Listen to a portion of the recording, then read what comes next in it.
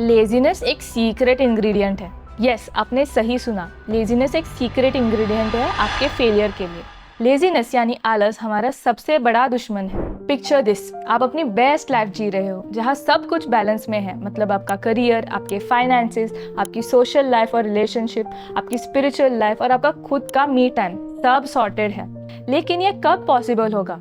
जब हम प्रोक्रेस्टिनेशन या लेजीनेस को छोड़ के प्रोडक्टिविटी, डेडिकेटेड वर्क टाइम और फोकस से काम करेंगे। हाँ, ये सब करने में टाइम, एफर्ट्स और सिंसियरिटी तो लगते ही हैं, पर इसको करने से जो हमने लाइफ पिक्चर की थी वो 100% पॉसिबल है। जापान एक ऐसा देश है जो ऑलरेडी दुनिया से 10-20 साल आगे है। टेक्नोलॉजी, सिस्टम्स, लाइफ की क्वालिटी एंड लाइफ स्पैन में भी ये लोग बहुत आगे हैं। इनके सक्सेस के सीक्रेट्स है इनके अमेजिंग प्रोडक्टिविटी टेक्निक्स, जो हमारे लाइफ के लिए बहुत ही इम्पोर्टेंट है। अगर हम भी लाइफ में सक्सेसफुल और लाइफ में सेटिस्फाइड होना चाहते हैं तो क्यों ना उनके इन हैबिट्स को सीखें।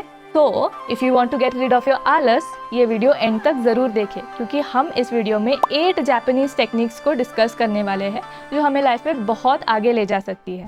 पहला है हारा हचीबू। इसका मतलब है stop eating when you are 80% full.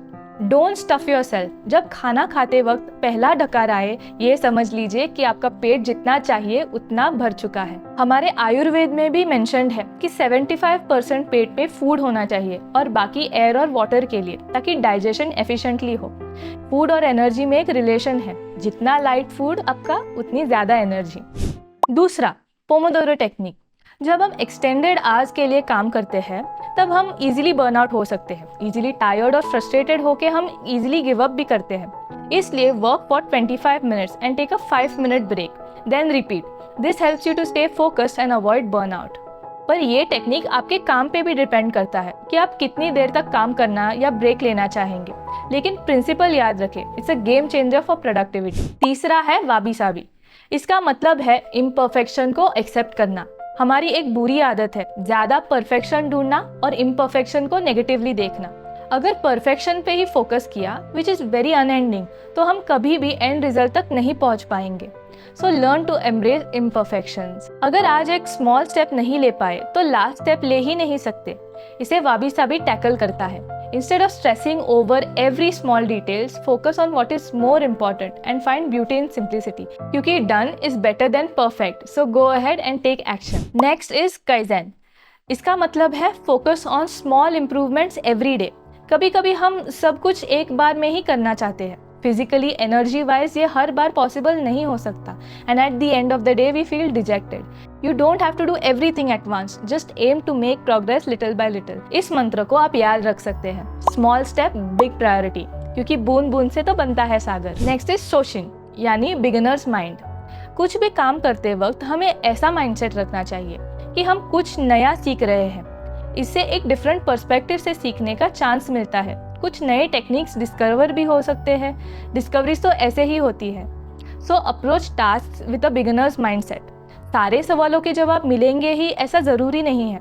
Just be open to learning everything and trying new things. Next is kakeibo, यानी कि household financial management. Financial stress एक बहुत बड़ा ऑब्स्टेकल है to achieve goals in life. लोग कहते हैं money can't buy happiness, but problems को सुलझाने में पैसा ज़रूर मदद कर सकता है। So make a budget for your needs, for your wants and savings. आप इस फॉर्मूला को फॉलो कर सकते हैं। आपके इनकम के 50% आपके नीड्स के लिए एलोकेट करें, 30% वांट्स या डिजायर्स के लिए और 20% इन्वेस्ट करें। जब हम ऐसे हर एक एस्पेक्ट के लिए एक सिस्टम बनाएंगे तो फाइनेंशियल प्रॉब्लम्स बहुत कम हो जाएंगी और स्ट्रेस भी बहुत कम होगा। हम मनी मैनेजर नाम का एक ऐप यूज़ करते हैं, जिससे हम सारे एक्सपेंसेस ट्रैक कर सकते हैं और उनको कंट्रोल में भी रख सकते हैं। आप ये ऐप डिस्क्रिप्शन में दिए गए हुए लिंक से डाउनलोड कर सकते हैं। नेक्स्ट इज शिनरिन योकू, यानी कि फॉरेस्ट बेदिंग, मतलब स्पेंड टाइम इन नेचर। जब हम खुली हवा में जाके इस नेचर के साथ कनेक्ट होते हैं, हम डिस्ट्रेस हो जाते हैं और ये सब ने महसूस किया होगा। बॉडी में ज़्यादा ऑक्सीजन जाके हमारे स्ट्रेस लेवल्स कम हो जाते हैं और ये साइंटिफिकली भी प्रूवन है। Take a walk in the park, breathe in fresh air and let nature recharge and heal you. और लास्ट है इकिगाई। ये टर्म तो हम सब ने सुना होगा। इसका मतलब है लाइफ्स पर्पस। जब हमें पहले बताए गए टेक्निक्स करेंगे तभी लाइफ के प्रॉब्लम्स सुलझा पाएंगे। इससे विजन क्लियर होता रहेगा और उस क्लैरिटी के साथ अपना लाइफ का पर्पस हम रियलाइज कर पाएंगे। इससे हम हमारी लाइफ को एक पर्सनल मीनिंग दे सकते हैं जो कि हमारे टैलेंट्स, पैशन एंड प्रोफेशन से रिलेटेड हो सकता है। इतना ही नहीं, हम इस दुनिया को क्या दे सकते हैं वो भी हम समझ सकते हैं, क्योंकि सर्विस करना हमारा एक्चुअल नेचर है। ये पर्पस हमें हर सुबह जगाता है, तो हमें बहुत डीप सोच के ऐसा पर्पस चूज करना है जो हमारा स्ट्रेंथ, पैशन है और वर्ल्ड के नीड्स से भी मैच करता है। तो ये थे वो अमेजिंग 8 टेक्निक्स। ऐसा रूल नहीं है कि सारे 8 फॉलो करने ही हैं, लेकिन एक के साथ शुरुआत करें। सीक्वेंस में भी करने की ज़रूरत नहीं है। Whatever feels the most doable for you वो करें, लेकिन एक एक्शन लेना आपको कितना हेल्प करेगा ये आप ही समझेंगे। इन टेक्निक्स को आपके करियर, हेल्थ, पर्सनल लाइफ और स्पिरिचुअल लाइफ में आप अप्लाई करें और मैजिक देखें कैसे लेजीनेस आपको छोड़ देगा और आप एक अमेजिंग लाइफ जी सकते हैं। अगर आपको ये वीडियो अच्छा लगा हो तो प्लीज़ लाइक करें और दूसरों के साथ भी शेयर करें जिसे इसकी नीड हो। आपका एक एक्शन बहुत लोगों को हेल्प कर सकता है। Thank you for watching till the end. Take care and see you all in the next video.